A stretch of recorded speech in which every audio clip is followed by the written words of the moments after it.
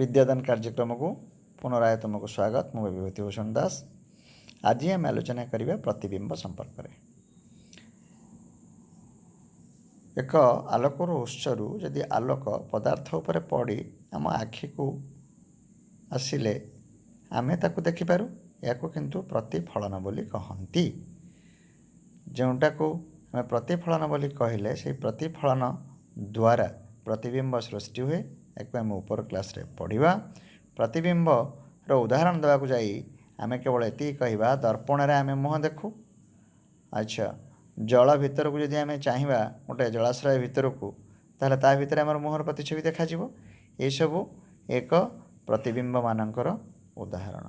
आलोक रश्मि ता उपरे वस्तुटी उपरे पड़ी प्रतिफलित होई जेतेबेले फेरी आसे, जदि आमे ताकू परदा उपरे धरी पारिले ताहले ताकू आमे वास्तव प्रतिबिंब कहू।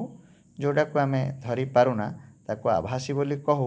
ए संपर्क रे आमे ऊपर क्लास रे आलोचना करिवा।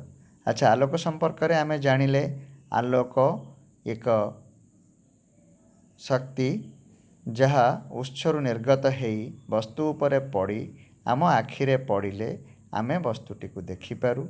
यदि समान माध्यम को आलोकर उत्सरू आसी वस्तु उपरे पड़ी समान माध्यम को फेरिला आमे ताकू प्रतिफलन बोली कहले। जहा द्वारा आमे प्रतिबिंब सृष्टि हैला बोली कहले।